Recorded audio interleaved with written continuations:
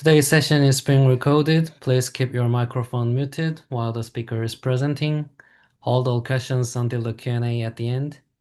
But please feel free to type in the chat. I'll read those questions aloud. It is my big pleasure to introduce our speaker today. Dr. Sui Wang is a research fellow at Quasar Create Singapore. She received her PhD from Nanyang Technological University. Her research area spans from efficient arithmetic circuit design to secure software systems for emerging quantum technologies. She is the author of the Springer book, Quantum Arithmetic, and has received multiple awards, including the Best Paper Award at IEEE IFIP VLSI SoC 2024. Her current research focuses on secure and scalable software systems for next-generation quantum computing. Please join me in welcoming Dr. Si Wang. Thanks a lot. So I will share my screen now. Let me, yeah. Um, oh, sorry.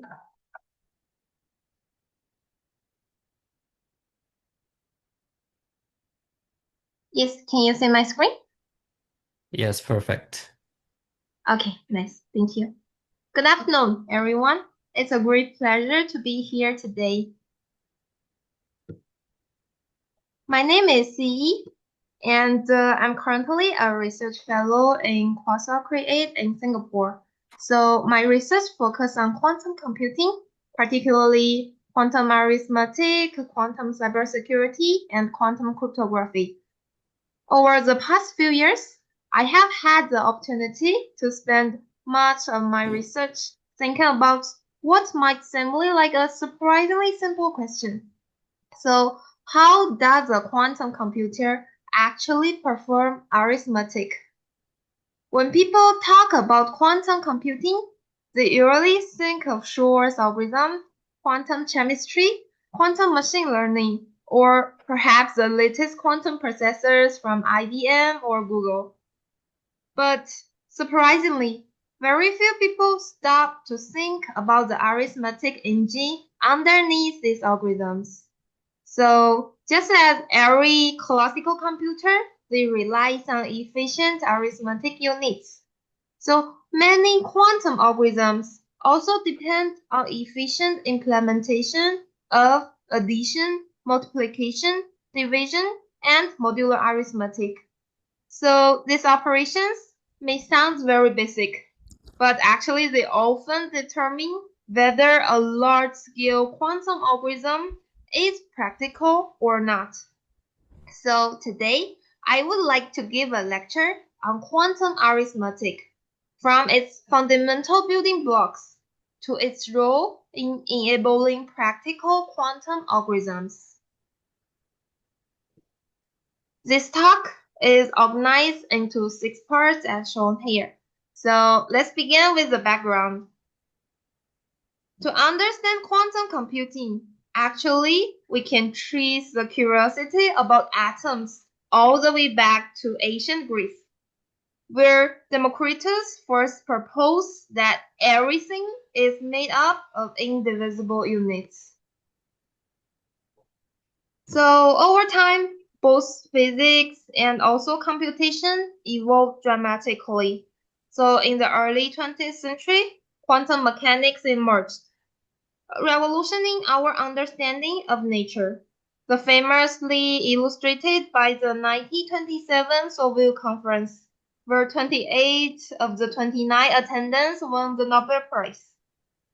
Following the Industrial Revolution, the growing demand for fast computation leads to a rise of digital computer. So combining these two revolutions together, quantum mechanics and computation, it leads to the birth of quantum computing. So it combines our understanding of quantum physics with the computational ideas developed in computer science to create an entirely new model of computation.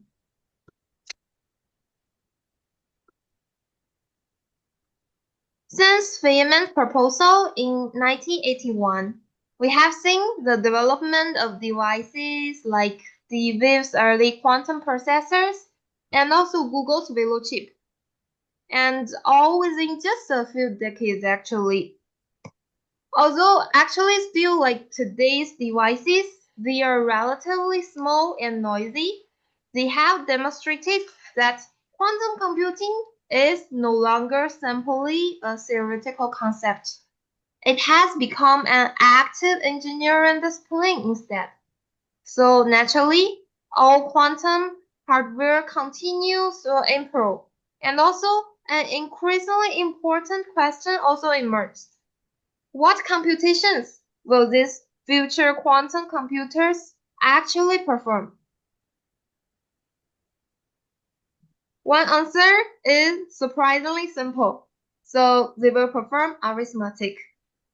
Quantum computing is growing rapidly with applications in areas like finance, drug discovery, and cryptography. But at the heart of this development lies the quantum arithmetic, a fundamental yet often underexplored that component. So many quantum algorithms, including the very well-known Shor's algorithm, rely heavily on the arithmetic blocks. Given its importance, one might naturally expect quantum arithmetic is a mature research area, but that actually isn't quite the case, because existing researchers has produced many excellent arithmetic circuits, yes, but most of these studies focus on optimizing individual designs for specific problems. So as a result, it remains difficult to answer a broader questions such as what are the fundamental design choices behind quantum arithmetic? Which optimization strategies are generally applicable? And also, how could we choose like among different arithmetic architectures under different resource constraints? So rather than asking how to design one specifically better circuit, we became very interested in understanding the design principles of quantum arithmetic as a whole. And all of these actually lead to the fundamental open question. So how can we design more efficient quantum arithmetic circuits? Well, it may sound very simple. Answering it actually demands in-depth exploration of quantum circuit design, arithmetic theory, and also advanced optimization techniques. So let's keep this central question in mind and reviewing a few basic concepts before we dive into the arithmetic design. Let me briefly go over some preliminaries. So classical computing is built on bits, which hold a definite value of 0 or 1. So just like this example, all the apples are being either filled or empty. But in contrast, a quantum bit or qubit can exist in a superposition of both 0 and 1 simultaneously. Imagine some apple being filled and some are empty, but all at once. So this allows powerful parallelism, but comes at a cost, because qubits are extremely expensive to prepare and also maintain. And then it's quantum gates. Just like classical logic gates, and, or, and not. Quantum computing has its own gate set. Among all of these gates, the Toffoli gate is especially important.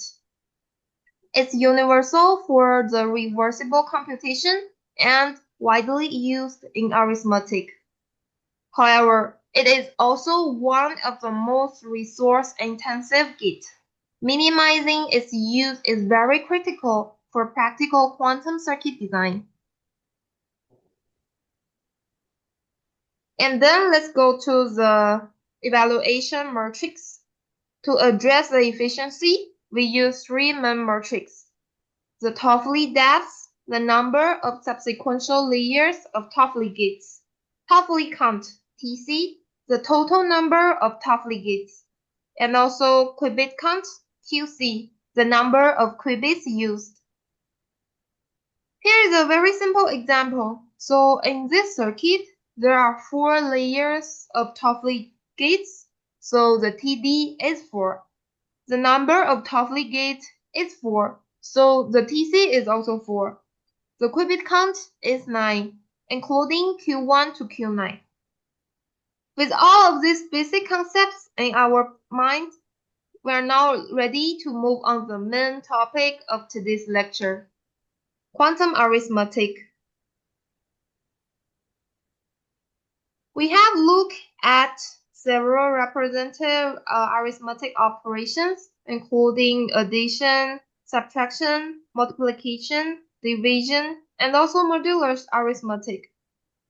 But rather than discussing every existing designs, I would like to focus on the key design ideas that lead to the more efficient quantum circuits instead. We will begin with the most fundamental operation: quantum addition. So after reviewing most of the prominent quantum adder design, we actually organize a clear design space. But today I will introduce these 3 design choices that I mainly focus on. For other design choices, actually by default for higher efficiency, we use the in-place strategy to save qubits. And also we include the full-on computation to restore the ancilla and preserve the quantum coherence. And also the novel logic and that kind of Toffoli strategy, we use it to reduce the cost in paired that kind of Toffoli gates. So the first design choice is radix. Before our work, most quantum adders they use radix too. So this actually naturally raises a simple question: could higher radix perform even better? But I believe most of us will hold the question: what is radix? Hey, see. So radix actually refers to the base used in the addition tree. Higher radix reduces the number of computation layers, which actually directly relevant to the time. For example, a 16-bit addition. So if you use radix 2, it requires 4 computation layers, and radix 3 requires only 3 layers. Radix 4 addition requires only 2 computational layers. Therefore, this technique actually improves the Toffoli depth and overall time cost. To illustrate the higher radix design, let's look at a 15-bit addition using radix 3. So the design proceeds actually in 4-stage: initialization, higher radix structure construction, carry pass. So we can use this one. Like we can use any carry look ahead adder because we need to propagate the carry. And then for the sum pass, we can adopt any ripple carry adder, carry look ahead adder, or carry save adder. So the key insight is that the circuit cost balance between carry and sum pass shifts with the radix. For example, a higher radix shortens the carry chain, increasing the relative cost of the sum pass.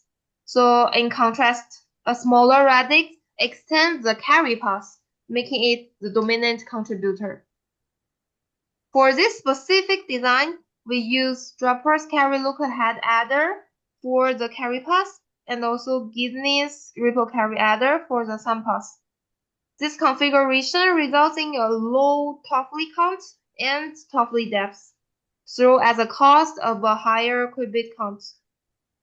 So our work also serves as a bridge that connects various existing quantum adders within a unified framework. To help choose the best adder for a given constraint, we provide practical guidelines. So when the importance of qubit is high, Takahashi's ripple carry adder with minimal ancilla is preferred. To minimize the Toffoli count, Gidney's ripple carry adder is highly effective. To reduce the Toffoli depths, droppers employs carry look-ahead adder or any efficient carry look-ahead adder can be used within our higher radix strategy. So rather than proposing just one quantum adder, this framework actually provides practical guidelines for selecting the most suitable design under different resource constraints.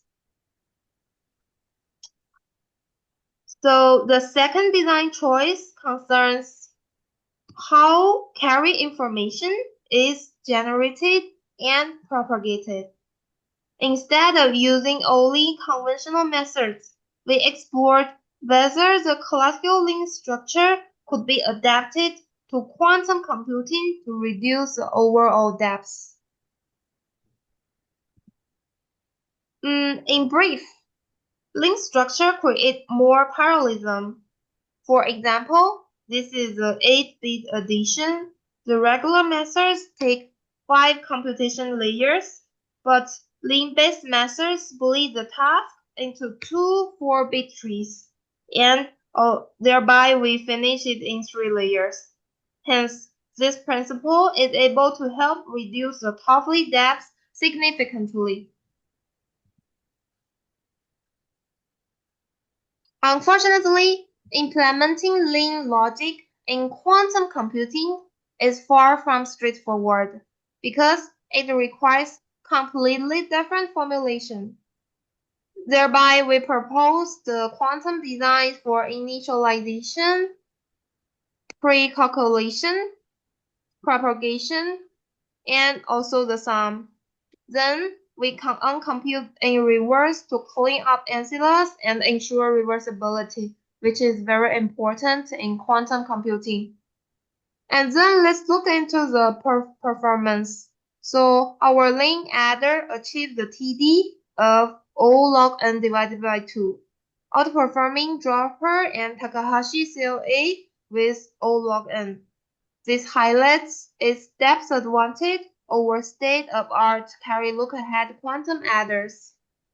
This also demonstrates that idea from classical computer architecture can still inspire better quantum arithmetic design when carefully adapted. So we also explored the third design choice, prefix trees. But what is prefix trees? So prefix tree is actually a architecture which computes carry signals efficiently use parallel structures. Prefix trees are classical structure, but which one best suits quantum computing?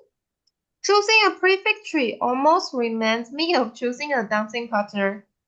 So before our work, most low-depth quantum adders, they actually prefer the Brinkon tree because it fits the quantum constraints remarkably well.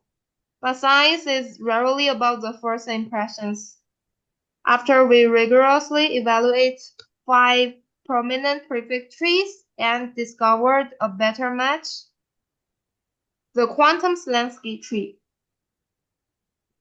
Specifically, our design used Slansky tree with implicit addition, fully on computation, and Toffoli strategy 2. We introduce a modified structure where CNOTs are carefully injected to simulate Slansky's behavior quantumly. The core addition logic still follows the same carry-sum path structure as others, but employs a more optimal prefix tree for the carry path. So the overall structure is as shown here. To the best of our knowledge, this design achieves the lowest reported Toffoli depths, log n plus 1, cutting the time by 15% over previous bests. Moreover, our design balances the Toffoli depth, Toffoli count, and qubit usage, making it a robust and also efficient solution for scalable quantum addition. The second operation is quantum subtraction. Quantum subtraction can be efficiently constructed by slightly modifying existing quantum adders. Here, we summarize two main construction approaches. As shown in table, the cost difference between them is very minimal. So with only slightly trade-offs in three metrics, overall, this subtraction can be viewed as a natural extension of quantum addition. Then it's quantum division. Perhaps the biggest surprise came from quantum division because the division method actually fall into two categories, slow division and fast division.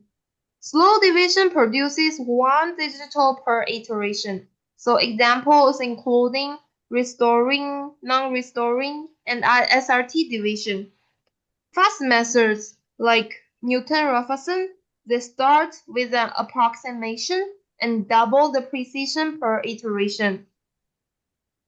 We analyze the existing quantum division designs and uncover several issues actually, particularly in Toffoli's slower division, which used a non-standard cost model and had axiomatic flaws. So we corrected this and also explored various adder blocks within our division framework. And surprisingly, in quantum computing, slow division turns out to be more efficient than fast methods. This is because conditional operations like if are really cheap classically but expensive in quantum computing. Thus, fast classical division does not translate into efficient quantum designs.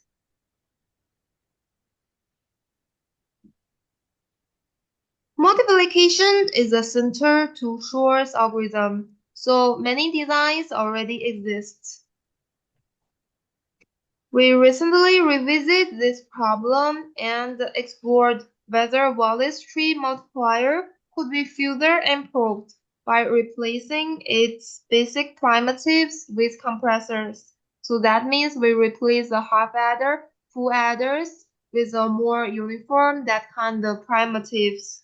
This paper was accepted at GOS VLSA this year, but since it's gonna introduce unnecessary complexity in this lecture, so I have included it in the appendix instead.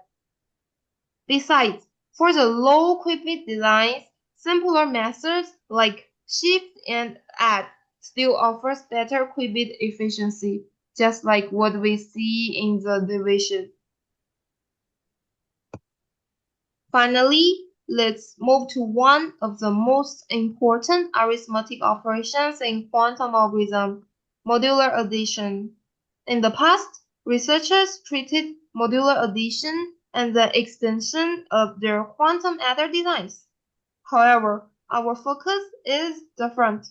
We concentrated on the framework itself, not just the adder block. Here, we review previous works on modular addition and generalize prominent frameworks. One key observation here is all frameworks involve the calculation of A plus B minus N. For this A plus B minus N calculation, we approached it as a multi-operand addition, since subtraction can essentially be seen as another form of addition. This is where the carry-save architecture shines. Why? Because the carry-save architecture minimizes the delay by avoiding immediate carry propagation. It's perfect for multi-operand additions. making it the ideal fit for quantum modular addition framework. In this framework, we propose a novel quantum modular addition based on cohesive architecture. It consists of 5 modules. So the black components have the fixed quantum designs, while the green components, like the addition or subtraction module, allowing flexibility in the choice of quantum adder. When using the same addition-subtraction module, our framework consistently achieves the lowest TD. Specifically, for Toffoli depths, our design outperforms all other modular adders, reducing TD by up to 33.3%. More importantly, this translation gonna be also speed up in the Shor's algorithm, the translation into the 16% speed up in modular exponentiation, which is a significantly accelerated Shor's algorithm. To wrap up this section, we also published a comprehensive overview paper on quantum arithmetic, which was accepted by Philosophy Transaction of the Royal Society A. So it was an honor, especially because this journal traces its history back to Isaac Newton, whose work was once published here also. After that is the hardware validation. At several conferences, I have been asked the same question. See, your theoretical work is impressive, but how do you know it actually works? So that's a very fire question. To answer that, we must consider the current state of quantum hardware. Today, we're in NISQ era, where quantum machines contain tens to hundreds of noisy qubits, offering limited advantage, but still prone to error and noise. So we're here now. And then thereby we are construct the validation workflow based on the NISQ area also. So all of the arithmetic design presented today have been validated following this workflow on NISQ area. This workflow includes circuit design, programming, large-scale simulation, and also running very small instance on the actual quantum devices. This pipeline allows us to verify both the correctness and also the practicality of our circuit design. So some of our design have gained industry attention also, being integrated into emerging quantum algorithm APIs like QRIPS. It's encouraging to see the practical value of our work being recognized and adopted. Alternatively, our goal is not simply to design better circuits on paper, but to develop arithmetic that can support future practical quantum applications.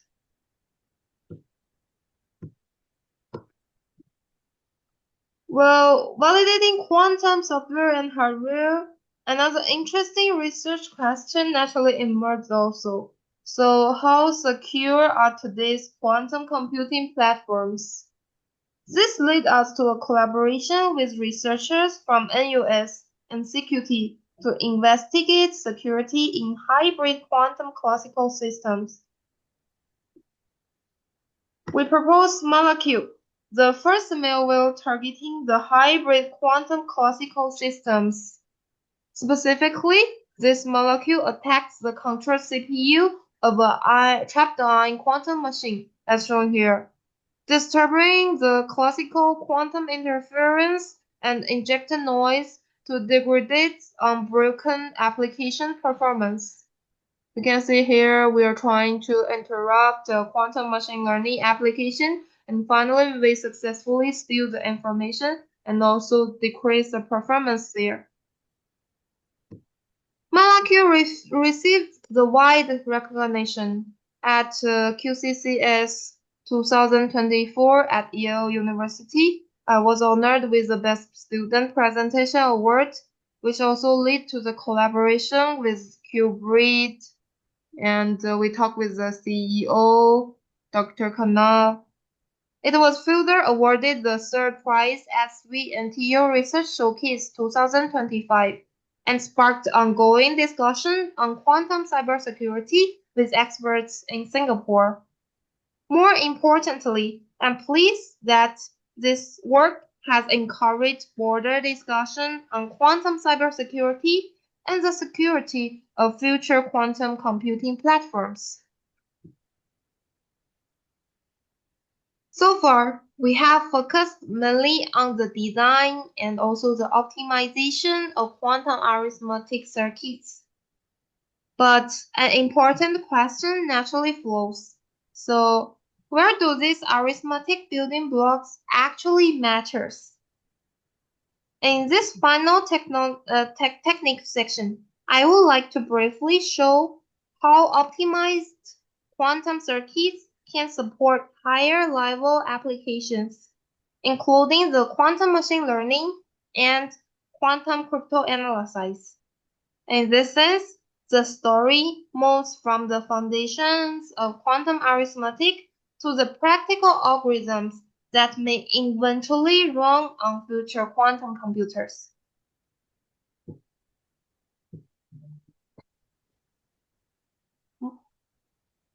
The first application is quantum machine learning, particularly quantum neural networks, or QNNs.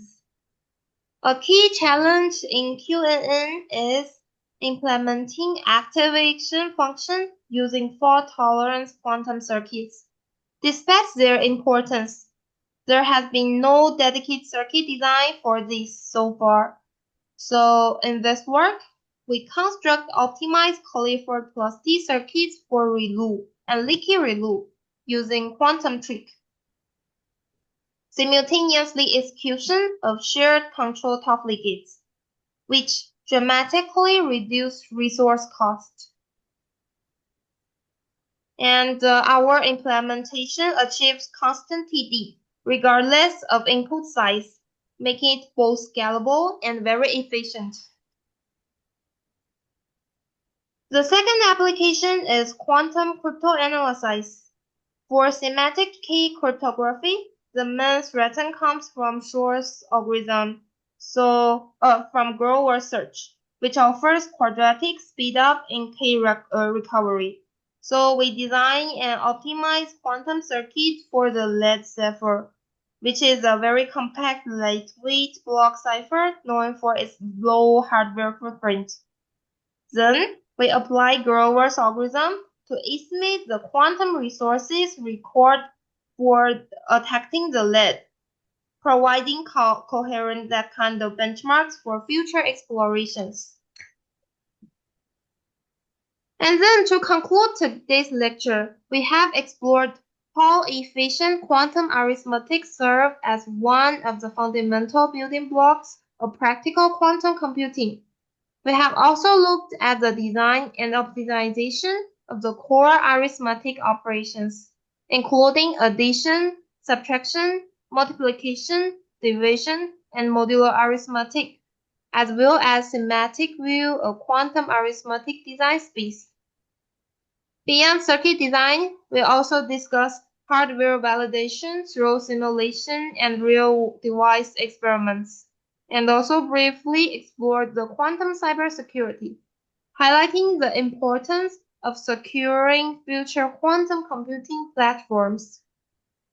Finally, we have seen how these arithmetic building blocks support higher level applications, including quantum machine learning and also quantum cryptanalysis. Throughout this journey, we have shown that ideas originally developed for classical computing, such as link adder and also prefix tree structures, can be carefully resolved and also adapted to the quantum setting, leading to more efficient quantum circuits. So now let's return to the research question we asked at the beginning of today's lecture. how can we design more efficient quantum arithmetic circuits? Throughout this talk, we have seen one possible answer by building the bridge between classical and quantum computing. Classical arithmetic has inspired many of the optimization techniques we have discussed today, while the unique constraints of the quantum computing have required us to rethink and also redesign these ideas from the ground truth. This interplay between classical and quantum computing has been one of the central themes of today's lecture, and I believe it will continue to play an essential role as we move towards practical, fault-tolerant quantum computing. So when people talk about future quantum computing, they often focus on revolutionary algorithms or increasingly powerful quantum processors. But just as every classical computer, they rely on efficient arithmetic units. Practical quantum computing will automatically depend on the efficient quantum arithmetic. So I hope today's lecture have given you a glimpse into these foundation building blocks and why they matters. Thank you very much for your attention, and I would be very happy to take any question if you may have.